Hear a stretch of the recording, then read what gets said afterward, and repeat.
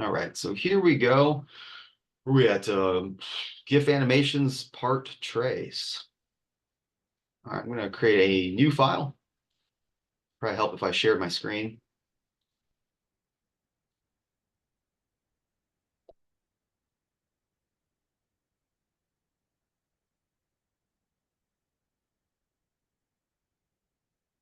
Create a new file. I don't want this thing to be big. I'm going to make it, I'm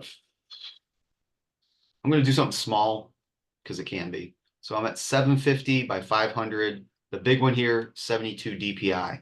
Can't stress that enough. Create. Okay, make a new layer.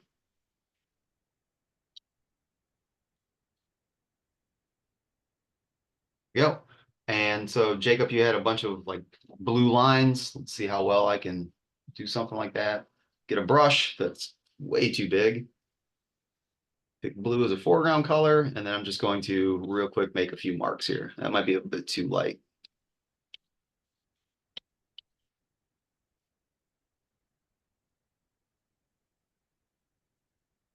I don't know if anybody knows or anybody cares, but if you hold the shift key down, you'll make straight lines.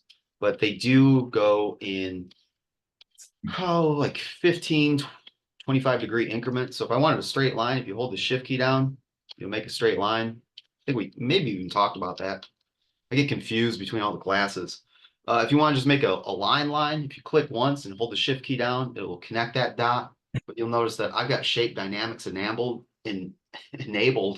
So it looks more like it starts off thin and kind of gets thick. Yours won't do that if you turn off your shape dynamic settings, but that's pretty useful if you're trying to make, like rocket ships or laser beams or something. Kind of handy. All right, so here's my first little image. So what I'm going to do is, this one's okay. I'm going to Control J to duplicate it, Control T to spin it around a little bit, just add a little bit more noise to it. Maybe on this one, I'll even add a few more lines with a different color. And the big thing that I want to do here is I want to distort it a bit. So we're going to go to Filter, Distort, and we're going to Twirl. And right here, this dialog box is letting me know the angle, which is really the amount. And if I click, hold, and drag, all right, so now I'm starting to get more of that, look here. In fact, that looks better than the first one, kind of. So I think I'm going to take the second one, or the first one in this case, go to Filter, Distort, Spherize will make it like more of a bubble, but we'll twirl this guy. This one, I might go a little bit in the opposite direction.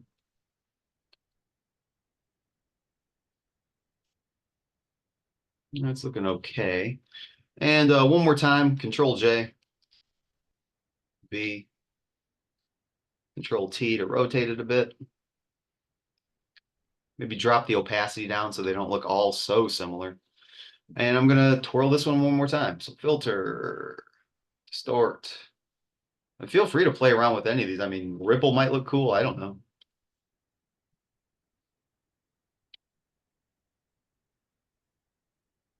All right, so we'll go with that. All right, I'm going to take all these and I'm going to dump them into a group. Then what I would do is take this group, call this one 1. Control J to duplicate that whole group. And then I'm going to go in here and start to modify these. Control T. Maybe add a few more lines, again, just to kind of like break up some of the monotony or some of the obvious duplications. This layer, I'll add a few more lines to as well.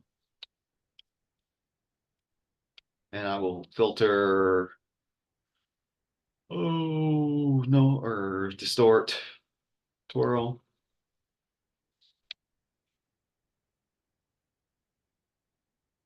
The last one, filter, distort, twirl. Remember, your last filter is always captured up here. The problem is, while that can be handy if you know you're using the exact same settings every time, Control Alt F or Command Alt F will apply whatever you previously applied. If you need a couple different settings though, that won't work. You've got to go back to the original. So go to distort, twirl. I'm gonna really ramp this one up. Ooh, that's nice. Maybe I'll bring that one up to a little bit more of a higher setting. That's probably actually more of what I was looking for the first time. Maybe I shouldn't have been. All right. And then call this one 2 and duplicate it one more time. And instead of going overboard here, I'll just jostle these around a bit. Control T. This one I am going to hit with that last filter. I like that.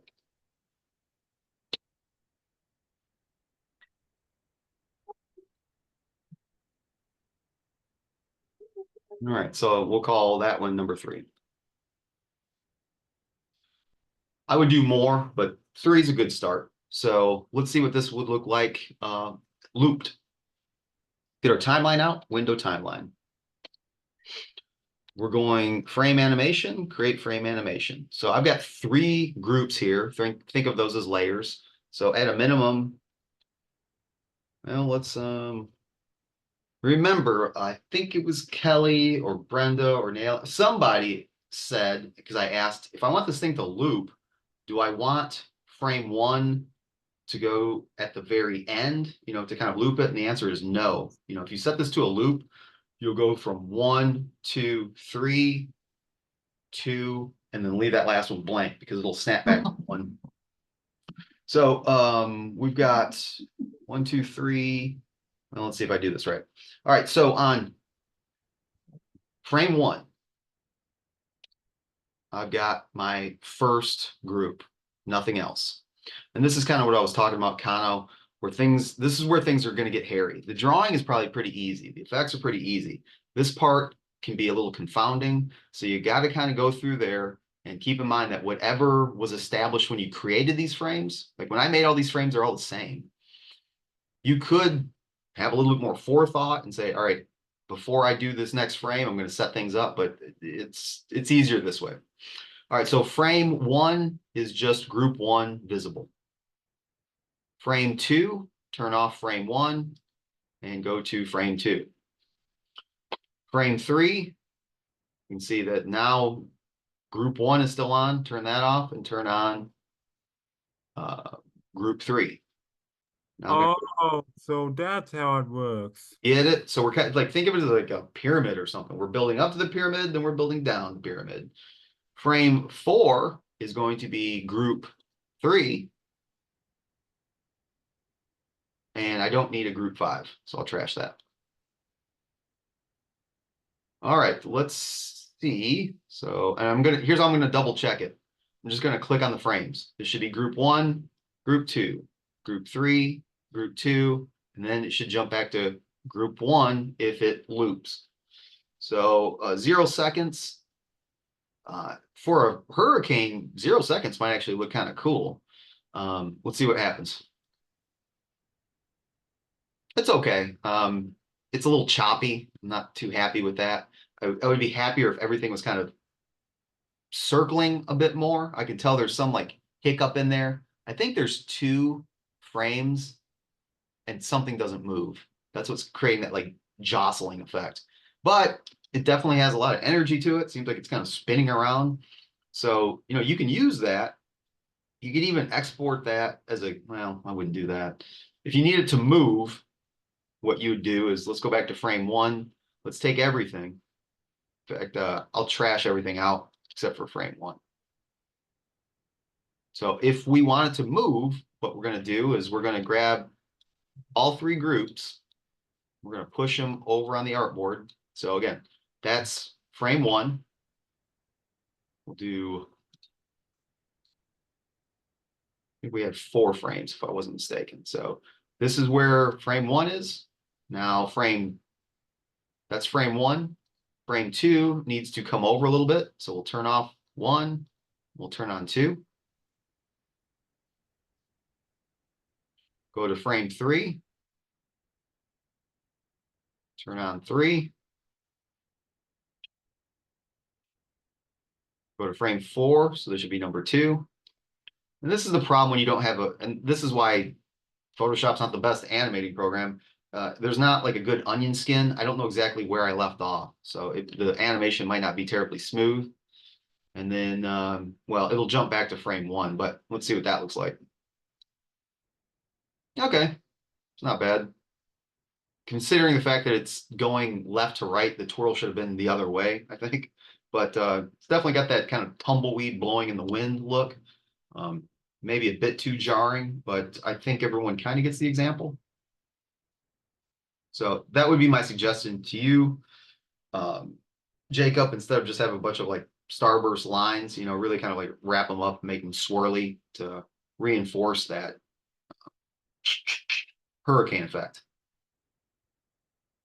All right. Cool. Yeah, cool. Cool. All right, folks, let's try something different. I'm going to trash out these. I'm going to keep my timeline open. Actually, no, I'm going to trash that too.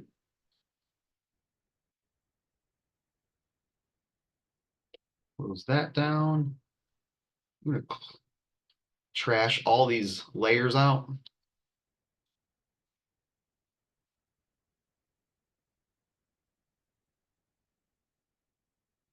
I'm curious to know what would happen if I go into my timeline. Yeah.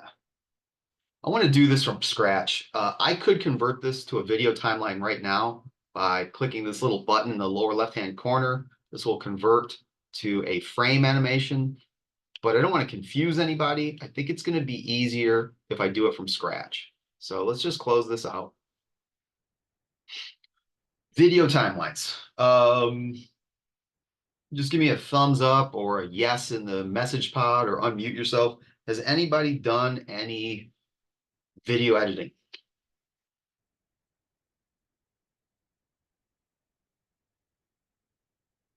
That's something that was on,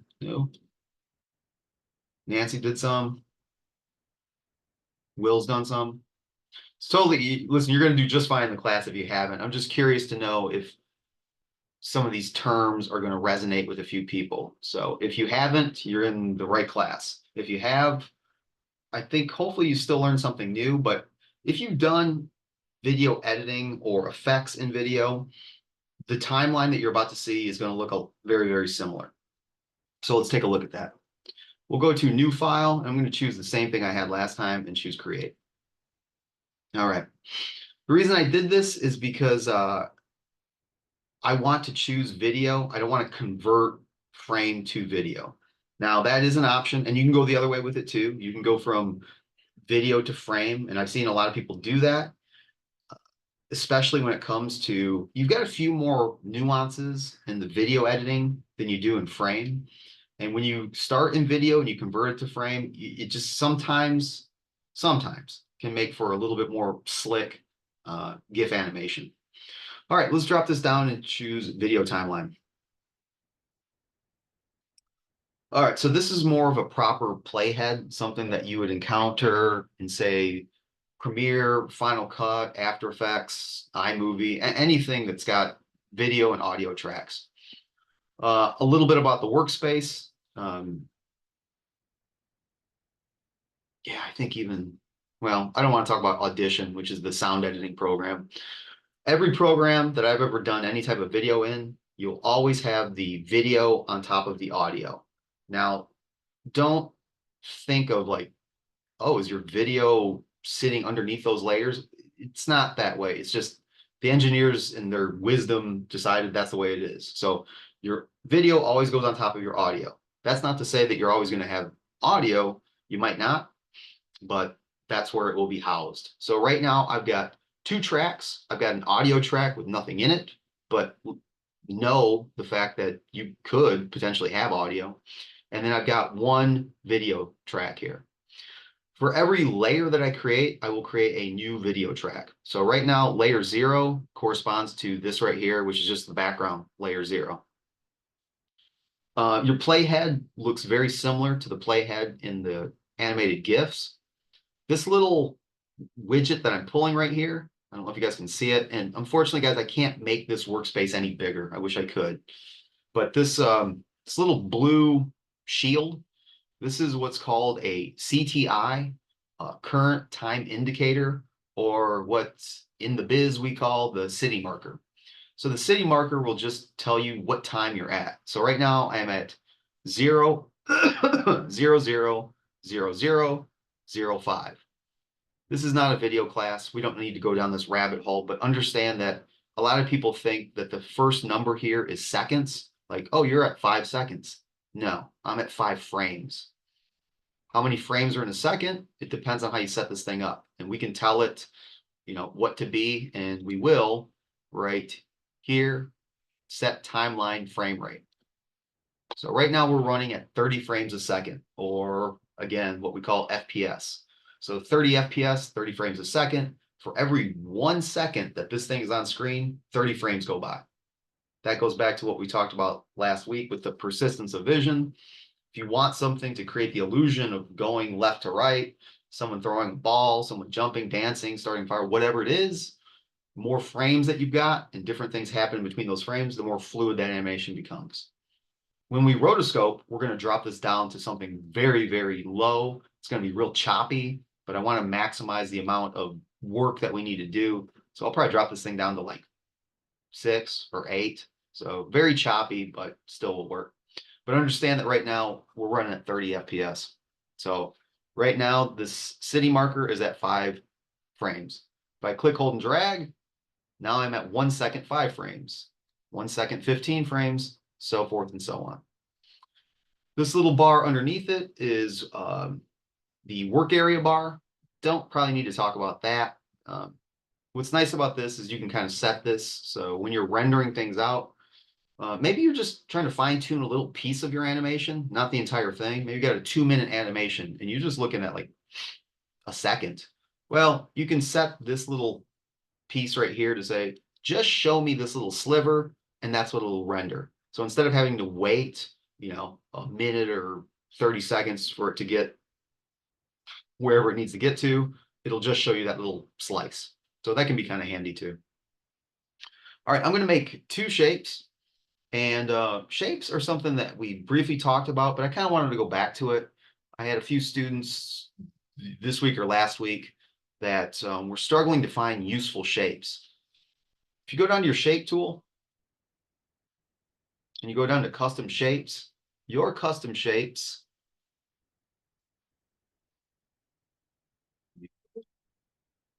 will probably look something like this. You're going to have a folder called leaf trees. You're going to have a folder called wild animals. You're going to have one called boats. You're going to have one called flowers. I'm here to tell you, and don't shoot the messenger, these shapes suck. They're completely useless. All I've ever come up with is somebody has a little bit of stock in the company and says, hey man, I got these shapes over here. You gotta like help me out. I gotta make some money off of these shapes. And they bundle these things, and these are your default shapes. Well, they stink. I've never used any of them ever. So the default shapes 2 years ago were great. Like the stuff that you're seeing right here, moons, stop signs, word balloons, arrows. This stuff is great. Like these I used all the time. Why they got rid of them, don't ask me. But if you want to see the good shapes and not the garbage shapes, here's what you need to do. You can't load them from the custom shape tool. I know it looks like you should be able to, but you can't. What you got to do is you got to go to Window. Remember, this is where all of your palettes are. Go to Shapes, and you're going to hit the little sandwich icon, and you're going to choose Legacy Shapes and More. This is where the good stuff is. The legacy stuff generally is always better. Your legacy brushes are better. Your legacy patterns are better. Your legacy gradients are better. Why they had chose to get rid of the useful stuff and bring in the garbage stuff, really, I don't know. Go to an Adobe concert and ask for me. I'd love to hear their reasoning because you wouldn't be the first person. But legacy shapes will bring up these. These are good. So I'm going to make a heart. In fact, I know we talked about it because we talked about Kelly's collage, Queen of Hearts. So I'm going to click, hold, and drag, pull out a heart. There we go. Now, I guess the colors are kind of irrelevant. I do want to take out the stroke though. And since I'm here, let's go ahead and make it red. Great. And I want an arrow. I know there's an arrow in here. Perfect.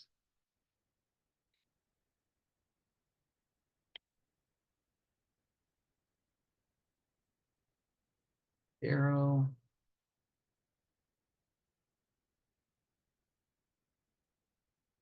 And my arrow will be black. Okay. Done with the shapes for a while. You'll notice that making those two layers, it created two new tracks in the video timeline.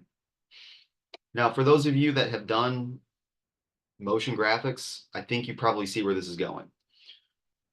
This track right here, this purple piece, like little chit right here, that is this layer. So right now, these things, if I go back to the very, very beginning, they don't exist.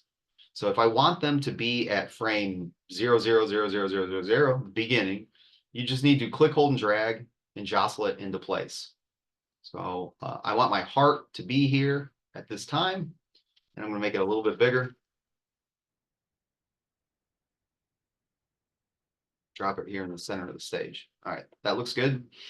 How long do I want this thing to be? Be honest, I don't really know right now. Let's see how long the animation is. Currently, it is 5 seconds long. That's not bad. Let's drag it out to maybe 10 seconds. So the way that you move tracks is hover your cursor over, these are what's called head frames or tail frames. It just means the beginning or the end of that track. So you can see that my cursor changed. Here, it's just the normal direct select tool, but as soon as I get close to that tail frame, it changes. So I don't even know how to explain that. I kind of like bow and arrow or something. Click, hold, and drag, and I can push this thing out.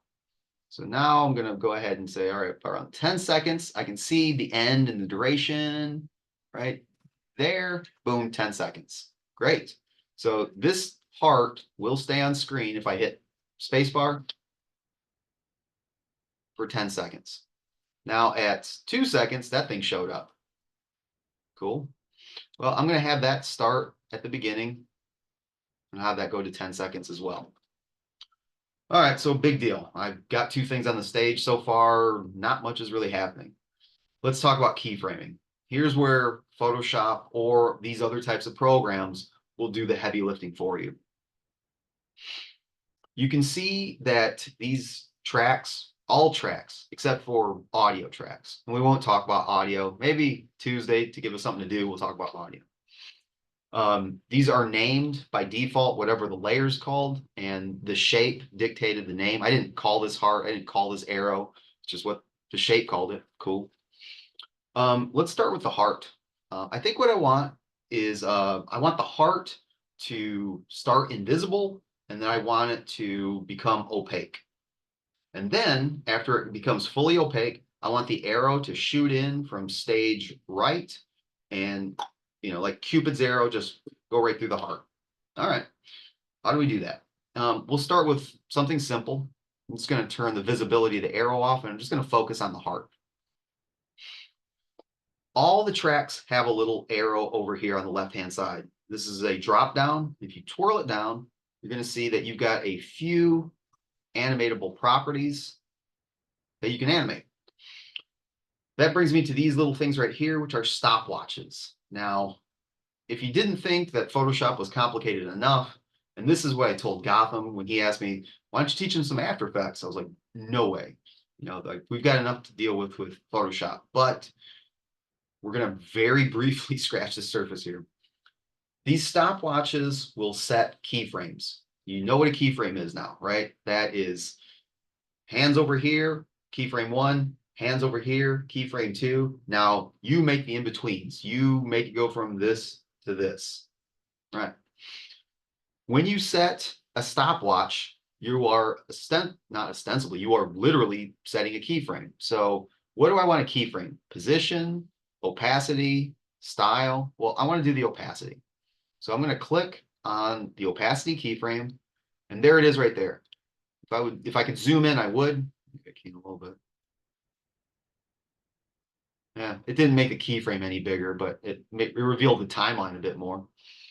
That little diamond, that little yellow diamond, that's a keyframe. And all that did is it recorded at 0, 0, 0, 0, 0, 0, 0, 0, the beginning. It is 100% opaque. Okay. So how do I create another keyframe? What you would think is you would come, you drag the city marker out some, and you would click the new keyframe. That does work, but that's not the way that I would do it. Let me delete that out. I didn't know that was going to happen. After Effects would delete it out. So what I would do is I would just set a new value, pull the opacity down, and you can see that when I do that, when I change the value of whatever has a keyframe involved, it immediately adds a new keyframe at wherever the city marker is. So what just happened is, set the work area bar here. Let's hit play.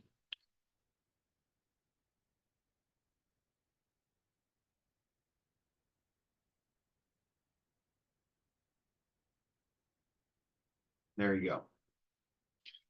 Now it's actually moving backwards. I want it to start invisible and end opaque. So there's two things I could do. I could start over, makes sense. Or if you know that, hey, these are actually the keyframes I want, they're just backwards, just take them and flip them. So I'm going to grab the opaque one right here, just click, hold, and drag. I'm going to grab the transparent one, click, hold, and drag. So now the transparent one starts, and we fade into opaque. So that works.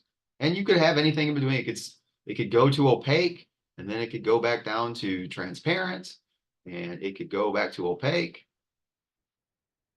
or whatever you want. And it doesn't have to be whole numbers either. It could be anything in between. So it should start to kind of breathe in and out.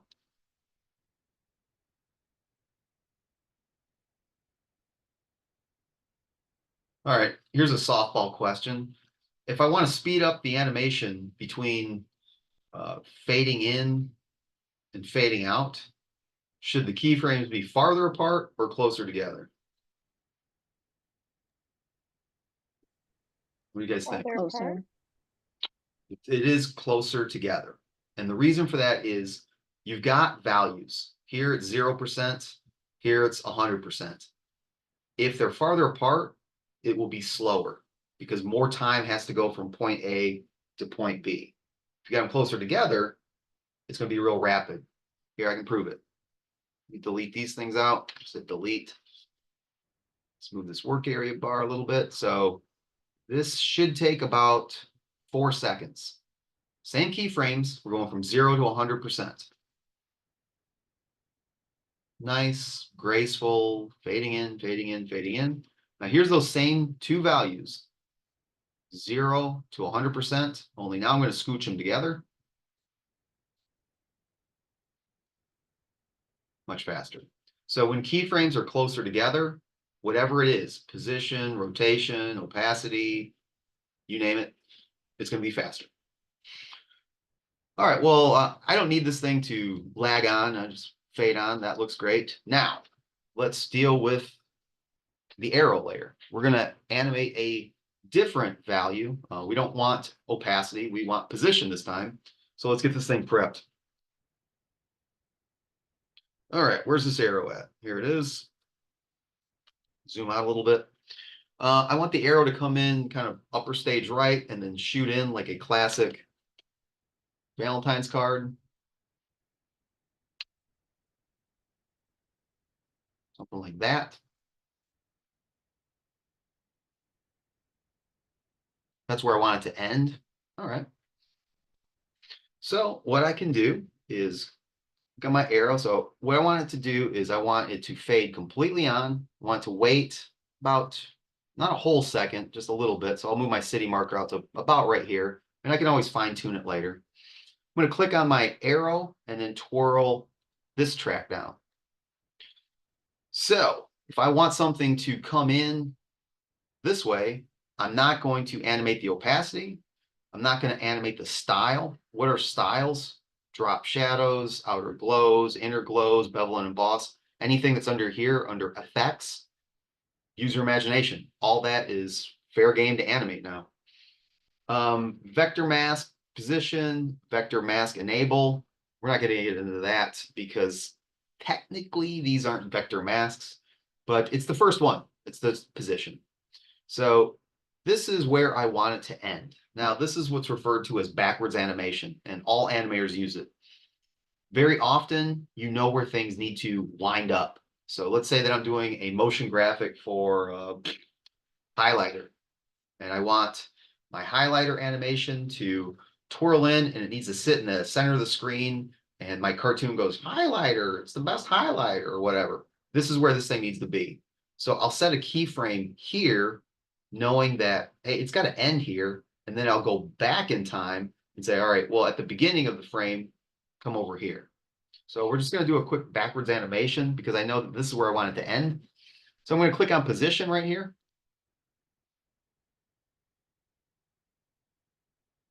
Ooh, okay. Well, don't like that. So let me just rasterize this layer. If this doesn't work, this threw me for a loop for a second. I'm going to see if it works. And if not, I'll have to rasterize the layer because apparently um, the shape layer wants it to be a vector mask. I guess that kind of makes sense. All right, we'll see what happens. All right, I'm going to jump back in time here. And let's see what happens if I just grab this layer and move it over. All right, let's just see what happens here.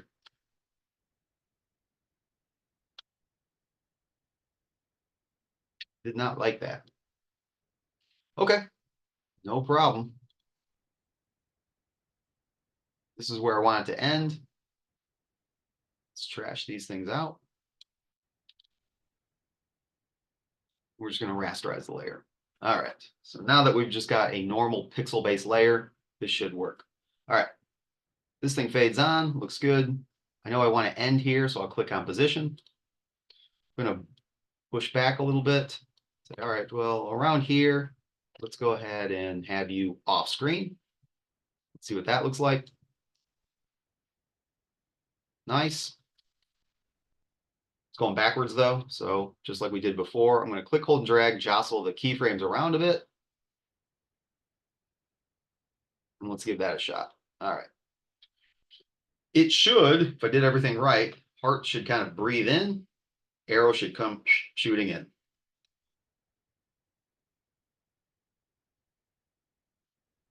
There we go. Now, a couple other things that we could do if we wanted to.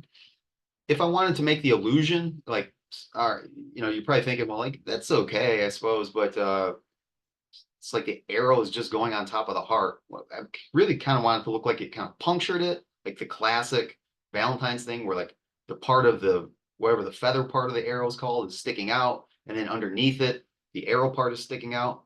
That's cool. That makes sense. What I would do to just cheat it is this. I would duplicate part one, move it on top of the layer stack. Now you can take a look at its track. It only exists where the city marker began. So the little spear part looks great, and I'm missing the feather part. So I need to make a few adjustments here. But this is just a cheat. What I would do is I would just right click, rasterize this layer. And then I would probably just erase the part that I want to see. Drop this opacity down a little bit. All right, so I want about this much left. Right about here. Okay. And I'll pull up the opacity again. Now here's where things get a little bit tricky. When does this thing appear? It will appear right when this layer gets to 100% opaque. So as soon as it hits right here, this is when this thing shows up. So as it's, becoming more and more opaque, as soon as it hits full opacity, this other little cheat piece, this piece right here, becomes visible. But because it's the same shape and the same color, nobody will see it. It's just there. It's almost like a hotspot in web design. So let's make sure that we're good there. Now this little cheat piece sits on top of the arrow. So as the arrow comes in, it looks like it goes into it. In fact, it doesn't. It's just going underneath the same exact shape, same color. And it should kind of create that illusion that, yeah. So let's give it a shot here.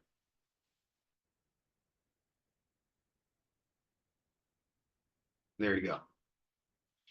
All right, so that's all well and good. Well, we set up a few keyframes. Awesome. Did a couple visual trickery. Great. Right now, this thing only exists in Photoshop. So we need this to be spit out for playback somewhere. The way that we did GIFs, remember you went to File, Export. That's not what you want to do here. Here, we actually have to render this. Rendering is a term for any type of video or audio where the program takes all the frames, all 30 of those per second for however many seconds, however many minutes, sometimes for however many hours, and it turns each one of those little slivers, each one of those frames into something. To do that, you're going to click the little sandwich icon here, and we're going to render video. Now, this is going to bring up another dialog box, and I'll walk you through just the important stuff.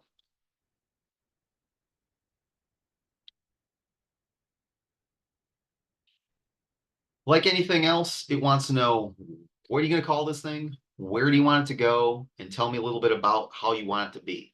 So I'll call this heart. Where do I want it to go? It looks like it's going to my documents right now. It's fine. What do you want it to be? There's a few different formats here. You've got a DPX, and it does a pretty good job of explaining, or I guess it used to. I might need to run an update. When I did this earlier at school, they would explain to you what each one of these are for. DPX is if you are going to bring this into another program and work around it and add more to it. It's a very, very high resolution file. It's got a lot of data. It's really large. QuickTime, I'm jumping to the bottom. This one's good if you have transparency. Like if you know that you are going to stack this in a different video timeline, or if you know that it's a motion graphic that's going to go into broadcast. If you've watched TV and you've noticed like in the lower part of the screen, right? Sometimes things show up, like let's say that you're watching cable sitcoms, not that you do, but pretend that you are, and you're watching whatever show is on right now. And it gives you a little thing at the bottom that says, stay tuned, up next, the Big Bang Theory. And it's got, people from the Big Bang Theory, and it's got, a graphic spilling around. That stuff right there is rendered with transparency up here. So it can go on top of other video. QuickTime will let you do that. It's good for animated logos too. So you can put these on a website and they can play in whatever background color they have. The one that we always use though is H.264. And I know that sounds very cyborgy. All you need to know is it is like the JPEG of video. It's compresses really small for video. It looks really good and it's accessible on almost every platform. So you don't need like a VLC player. I believe QuickTime can handle it. I mean, most playback engines will see a H.264. So we're going to choose 264, and you can plug in some other things here, like the frame rate, quality, aspect ratio, blah, blah, blah. Everything looks fine. I'm just going to choose render. And this is what it does. It exports the video. And I would need to stop sharing to show you what this looks like, and maybe I will do that. All right, I'll just share my screen now.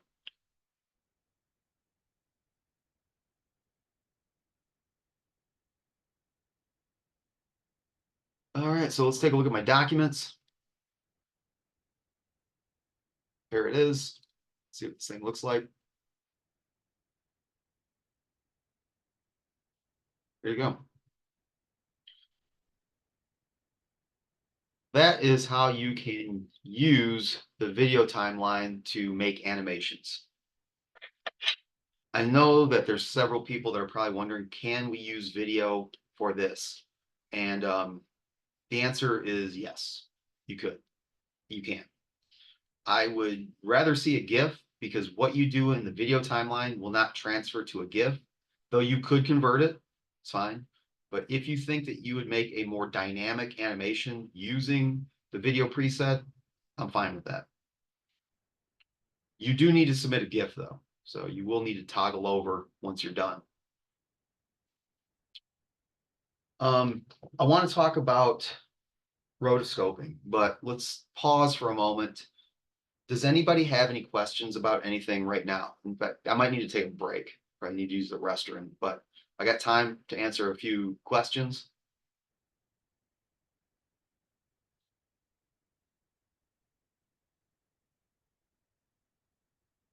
Is anyone completely stumped on how to set these things up? Or what they're doing? I already know how I'm no I already know what I'm doing. Good. Yeah, I've shown you a quick tutorial on how to make the hurricane. Well, let's do this.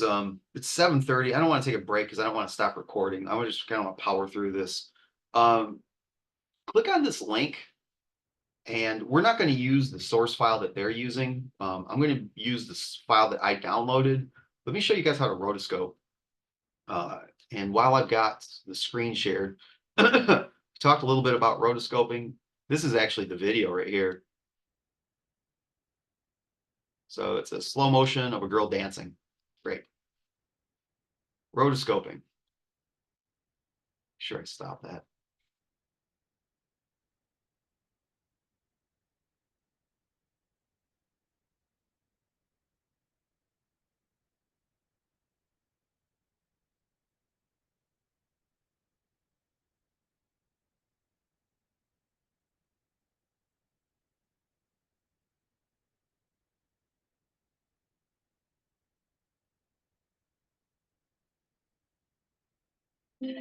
I used to think a holiday What's That shop was a myth until I found Michael's. Oh, any of those?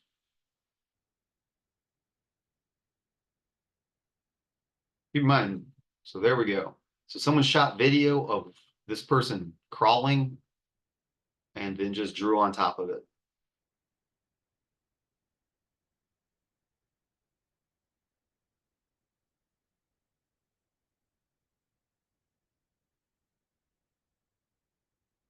What I think works best for rotoscoping is when you start with something normal, but because you have the advantage of drawing whatever background or foreground or whatever elements, like there's no doubt this girl was holding a hat, but did butterflies fly out? No. So to mix the everyday with kind of the fantastical, that's pretty cool.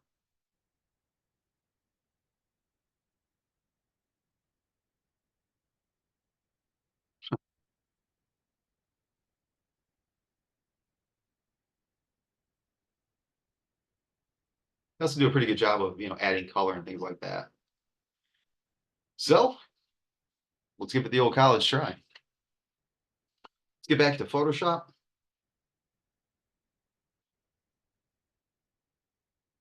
Close this out. All right, so you will need to download that file that we took a look at if you want like to follow along. I've got the tutorial up over here because I want to make sure I don't miss a step. Like I said, I have never rotoscoped in Photoshop before, so it's a little bit new to me too. I'm going to go to File, New. The document size that I was working with, I think is fine. Difference is when I did a frame test earlier today, I noticed that she's taller than she is wide. I know that the video itself is wider, but I really want to just work more with her. So I'm going to flip it and I'm going to change the orientation to portrait.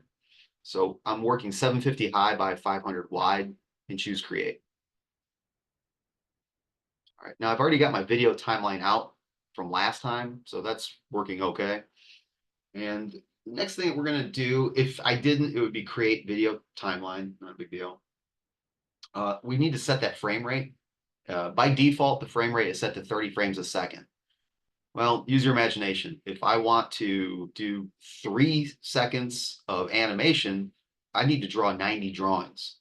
30, for every second, 3 seconds, 3 times 30, 90. More seconds I have, 30 more drawings. So it would look cool. Don't get me wrong, it look real rad, but man, that's a lot of drawing. So I'm going to change that. Hit the little sandwich. Apparently, oh, create video timeline. My bad. Hey, set frame rate. Let's drop this thing down to something much more manageable. I think even 10 might be a bit much. I'm gonna do 8. Okay. So now for every 1 second, there's 8 frames. It's going to be more jarring and not nearly as smooth, but I should be able to get a little bit more mileage out of each frame. Okay, next thing that we need to do is we need to bring in that video. Here's the trick. You're going to go to File, Embed. When you choose Embed, now you should be able to, I got to look on my computer. Here it is right here. Boom, and place. So there she is. She's a little bit small. So nice thing about this too is the resolution doesn't really matter. I mean, as long as it's not completely chunky and pixelated, should be okay because you're going to draw on top of it anyway. So as long as you've got enough detail that you know what you're looking at, probably be all right. Now I do need to do something about the transformation. I can't do anything right now until I either say yes, oops, until I either say yes or no. So I'll go ahead and apply this. Looks like it's about the right size. But now in looking at it, knowing what she kind of does, I guess she stays in frame pretty well. If I needed to, I would go to image, canvas size, and maybe give myself a little bit more width. Maybe we'll do a square. We'll do 700 by 750. That's not the same as image size. That will change the entire image, her with it, everything with it. I just wanted to expand the canvas a little bit. Okay, this looks a little bit better. So we've got the video in place. So here's where we got to add something new here. So we're going to go to Layer, Video Layers, New Blank Video Layer. What this will do is it's going to create, well, you'll see, new blank video layer. You get like a placeholder frame here, and this is what we're going to draw on. So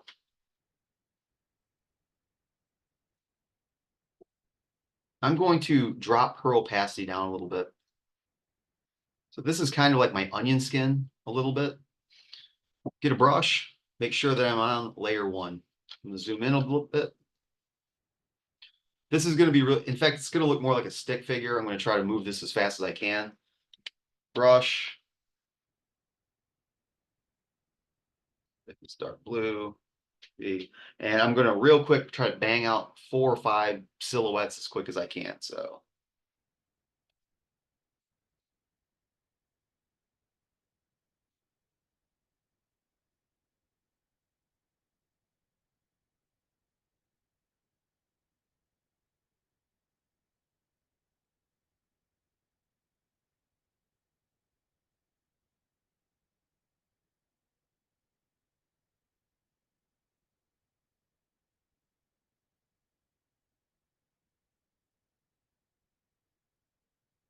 that would be frame 1. Now, I'm going to click on my timeline here. I'm going to advance to the next frame. Next frame here, I still got that blank timeline. So again, on that layer, I'm going to draw.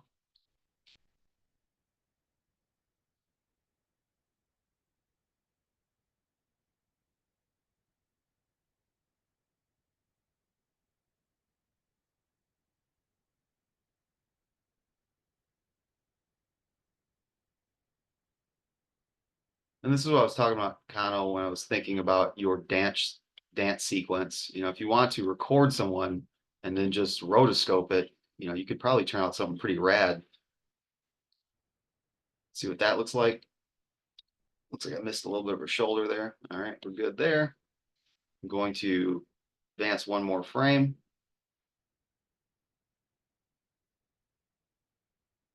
All right, draw, and I'll just do this 2 more times. At least that way we'll get a little bit of a sense of a motion test. Not too much. Maybe hopefully just enough.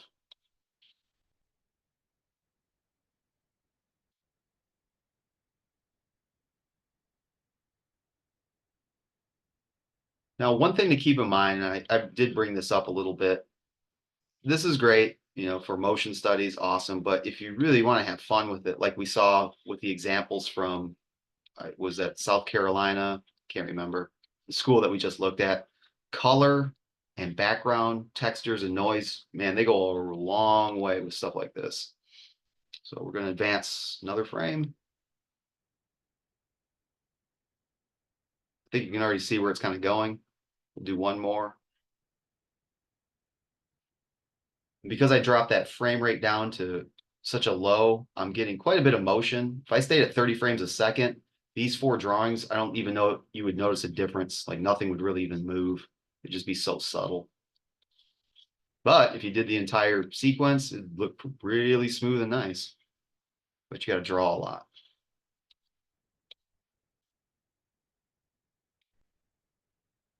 My advice for anybody that's going to do rotoscoping now or in the future, get your outline done on all of these and then go back and put in your backgrounds and your foreground colors and all that stuff, because you don't want to be switching brushes. It's better to kind of get into a groove and just work with, like, this brush is pretty good for contour line weight. Great. I don't want to now have to go to yellow and do her shirt, and go to red and do her head wrap, and go to black, and like, that's just wasting time. Do all of your blacks at once. Do all of your oranges at once. Do all of your skies at once. Do all of your fish at once. Do all of your whatever at once. Stay in that groove. I know it gets boring and you want to switch things up, but don't.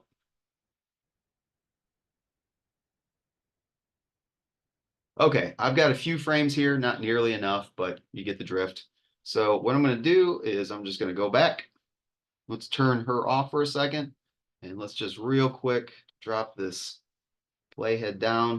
I'm going to zoom in a bit. This little mountain down here, the small mountain, big mountain, that will expand your timeline. Boom, boom, boom, boom. Looks like I forgot to draw her hand in a couple frames. But that's easy enough to go back and fix. So it ends right there. All right, let's play it. And there should be a way to loop this. Loop.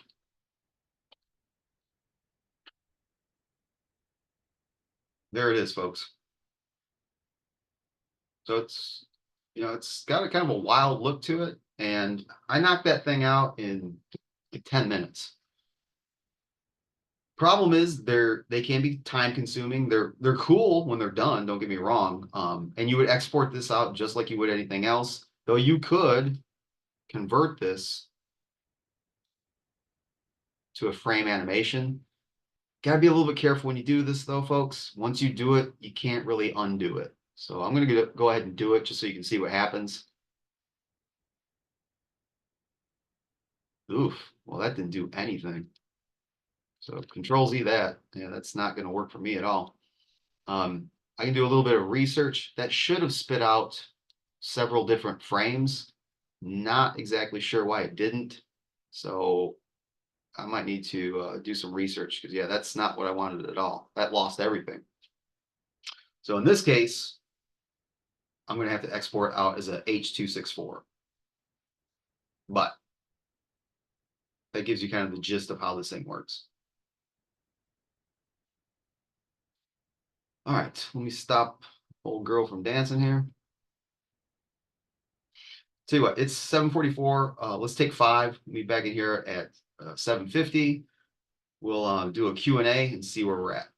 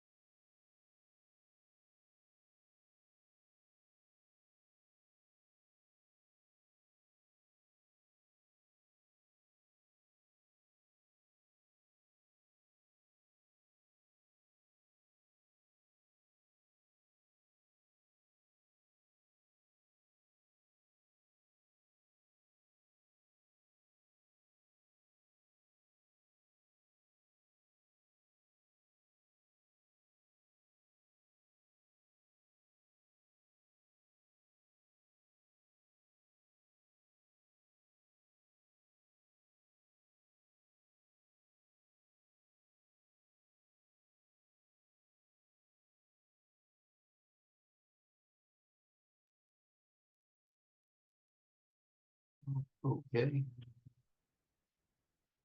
All right, everyone. That covered about all I wanted to do demo wise. I don't know how much of that is going to relate to everyone. There's no doubt that everyone needs to put together an animation, but how you choose to do it is entirely up to you. So some of that stuff might have been applicable, some of it may not have. I want to talk a little bit about Project 6. I had a request to release that early, and it's a very good request. In doing so, though, I had an old version of the project that I wanted to modify. So I modified it, and it's not completely buttoned up. I mean, enough of it's there to, get you guys started, but at the same time, there's some nuances that I kind of want to change. So the project brief will be changed a bit, but nothing so severe that's gonna, if you want to get started, it's not gonna throw you off. The big thing was the due date. I messed up. I think I just hurried through it and didn't check the actual due date. And if you saw that it was due today, it's obviously not. It's going to be due our very, very last class, which is the Thursday, first week of December. So you've got now until the end to work on it. And the big reason that I wanted to kind of open it up, it's a big project. It's going to require you to create more than you've created up to this point because it's a multiple tiered project. It's sequential art. It's something that I'm a huge fan of. I mean, I absolutely love sequential art. That's not the reason we're doing it. In fact, the first time that I took this class, started teaching this class, the previous instructor, or maybe my boss at the time, who's not there no longer, you wouldn't even know his name, gave me a bunch of previous instructors' syllabus and project briefs and stuff, and that was on there. I was like, oh great, this is great. I'll definitely use this one. So what you're going to be doing is you're going to be doing a series of illustrations that tell a story. That's the most condensed way of explaining it. And I'll go through the project brief line by line with you in the week to come, probably. But for right now, understand that you're going to be doing multiple illustrations. It's not just going to be one. Now, I say illustrations in a very loose sense of the word. That can mean a lot of different things. Generally speaking, most projects don't look the same at all, and that's good. So I think I had mentioned last class that this can come in the form of a lot of people hear this and they immediately gravitate towards like picture books, and they're not wrong. It can definitely look like that. And if that's something that you've always wanted to do, I know there's a couple students in here that have wanted to or have done this or they've got interest in it. Great, this is your shot. Let's see what you got. There might be 2 or 3 of you that are into like manga or comics. Great, this is your chance to flex those skills, see what you got. But it can be something different than that. So the earlier that you kind of settle on, is this still recording?